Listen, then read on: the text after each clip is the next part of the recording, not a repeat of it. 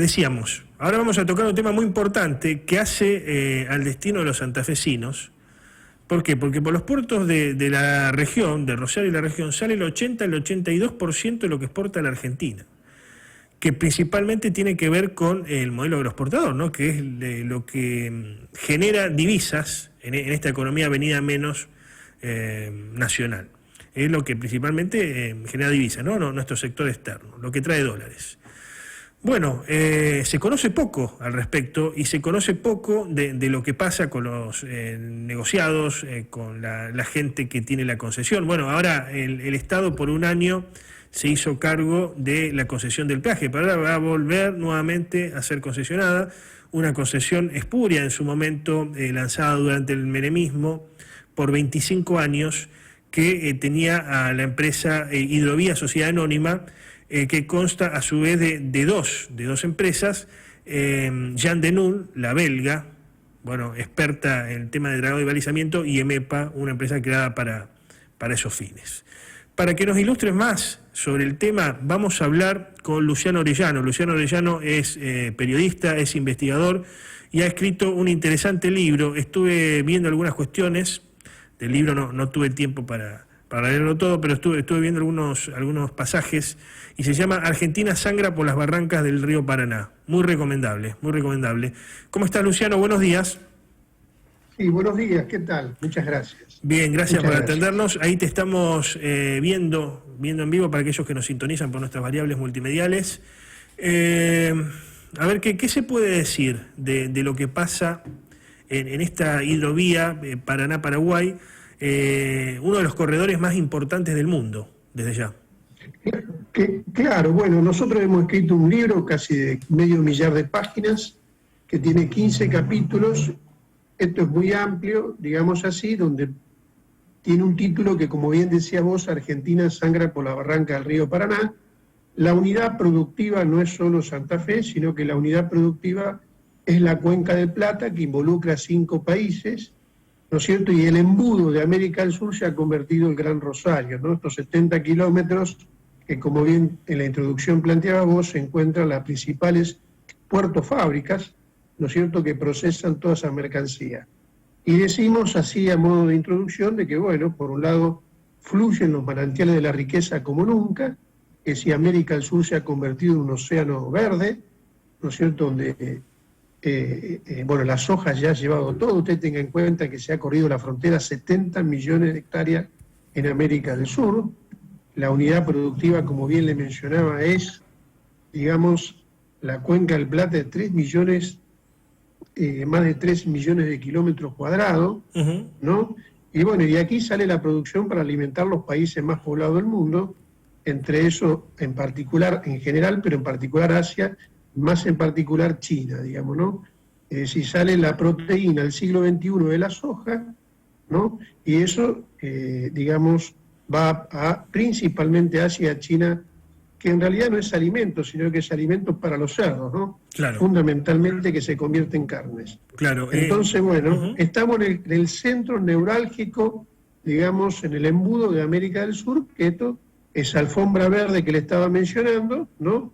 Usted tenga en cuenta que el cambio de carácter estructural que ha tenido Brasil, bueno, Paraguay ni hablaba, incluso involucra a nuestra querida hermana República de Bolivia, que incluso departamentos como Santa Cruz, y bueno, y ya la frontera no es más lo que era la pampa húmeda, sino que se ha corrido más de 1000 kilómetros, y bueno, hay un cambio estructural en materia productiva, demográfica, ambiental, ¿no? Es decir, en todos los sentidos.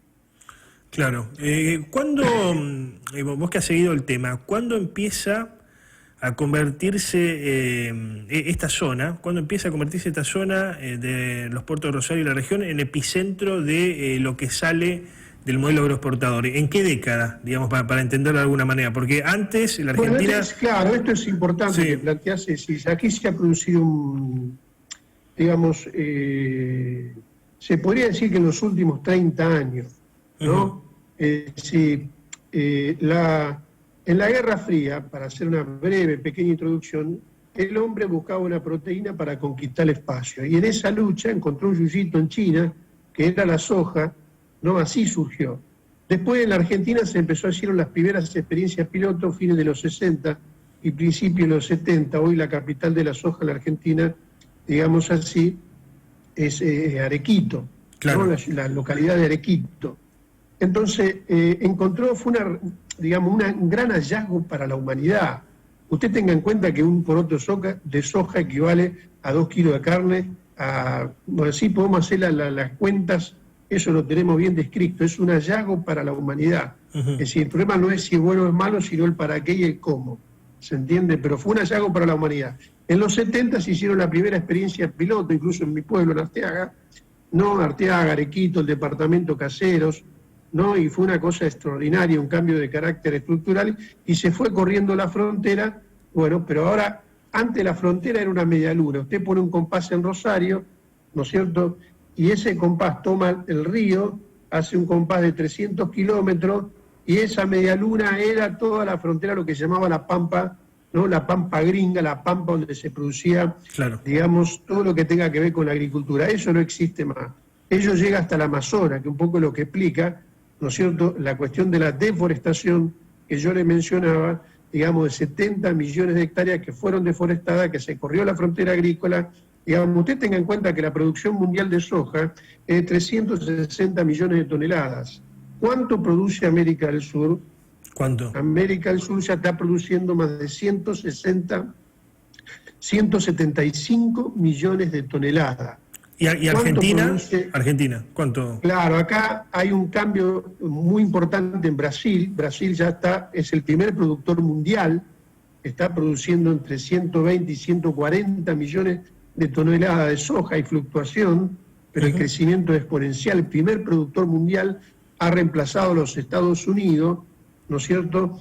El primer productor mundial hoy es Brasil, además con otra particularidad, no solo cuánto el volumen de producción, sino además cuánto de eso exporta. Claro. ¿No? Entonces, segundo, la Argentina, si la matriz de ese cambio tiene que ver, el motor de ese cambio tiene que ver con la Argentina y con, digamos, con Brasil. Brasil hoy está en una siembra más o menos de 40 millones de hectáreas que están vinculadas a este tipo de cultivo, y la Argentina está dentro de los 20 millones y 50 millones de toneladas. Me decías, Luciano, 30 años hacia atrás, años 90, ¿no? Menemismo. Sí. ¿Cuándo es? Porque hay como una suerte de mito, que se lo he escuchado a varios, pero que en algún momento determinado de la historia las grandes potencias es como que dividen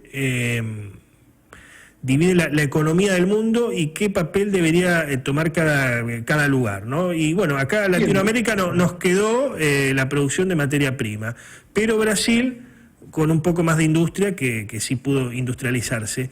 ¿Es verdad esto? ¿Es mentira? ¿Es un mito? Claro, esto es, bueno, aquí vamos a los problemas, ¿no es cierto? Yo decía, por un lado... Te pedimos que acomodes el Zoom, así te vemos más nítido. Ahí está, si podés acomodar, ahí estamos. Bueno, ahí estamos.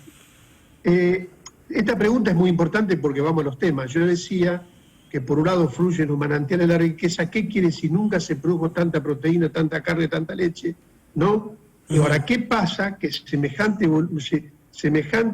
producción alimentamos los países más poblados de la Tierra, y hay una contradicción. ¿Cuál es la razón por la cual el 30 o el 40%, digamos, de la Argentina está en la pobreza, o el 57% último los niños, el 57,7% de nuestros niños menores de 14 años, ¿no es cierto?, son pobres, son 9 millones de niños, último los niños? ¿Qué futuro puede tener una nación y una patria, digamos, si está en este lugar? Entonces acá viene una pregunta: ¿cuáles son los problemas? Y acá nos introducimos un poquito a la pregunta que vos mencionás.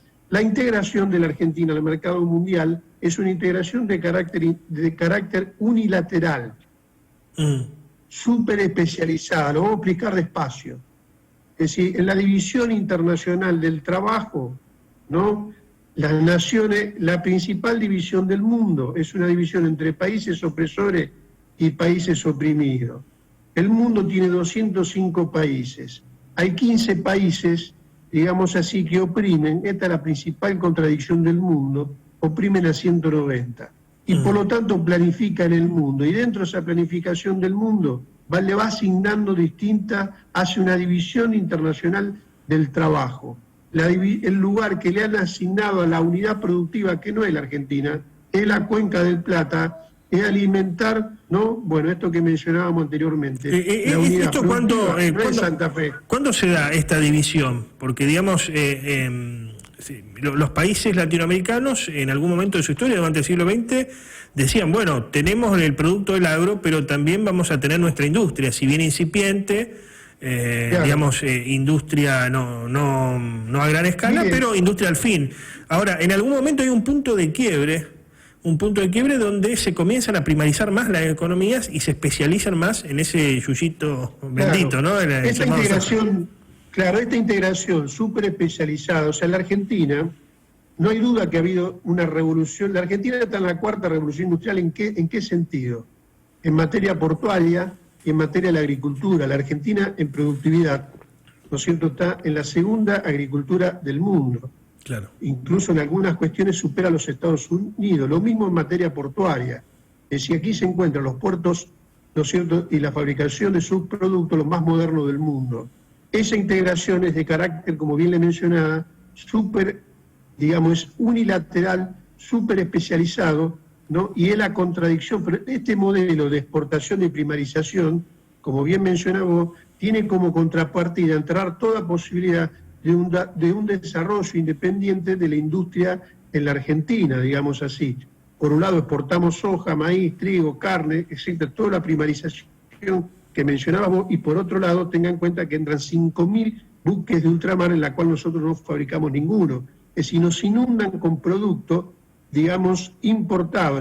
La Argentina está totalmente, carece de una industria autónoma, independiente, es decir, no hay industria. Es decir, la industria, es decir, usted ve, por ejemplo, ahora, de que esto lo explico muy bien, digamos, por ejemplo, todo lo que circula en el río.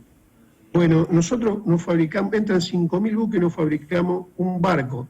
Entra la chatarra de los Estados Unidos, ¿no es cierto?, y no fabricamos ninguna barcaza.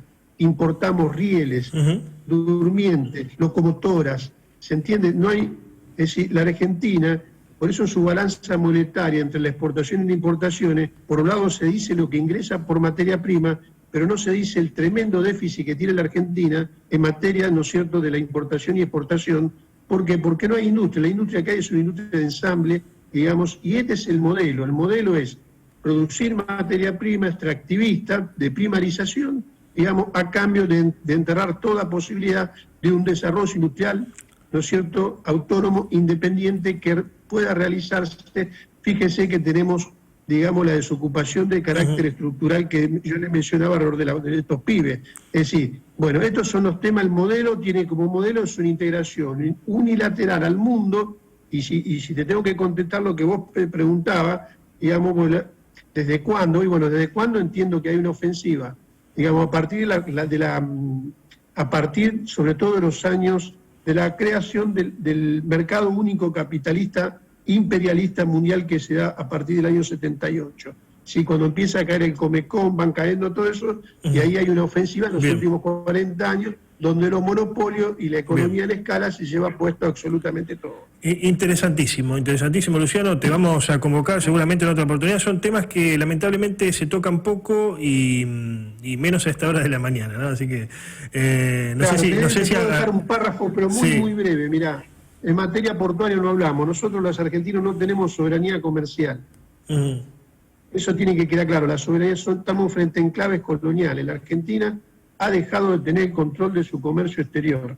El comercio exterior está en manos de China, Estados Unidos, ¿no es cierto?, la China COFCO, Cargill, ADM, Bunge, los ingleses, no hablamos de lo más importante, ¿no es cierto?, los ingleses, la Dreyfus, ¿no? Y hasta hace poco teníamos la belga de la Jean de Null en la hidrovía. Sí. Así que bueno, pero te dejo esto, y así que bueno, sin soberanía no hay ninguna posibilidad, digamos, si no poseemos la riqueza, no la controlamos, no la organizamos, no la planificamos los argentinos, es muy difícil que haya felicidad para el pueblo argentino. Claro, no somos amos de nuestro propio destino.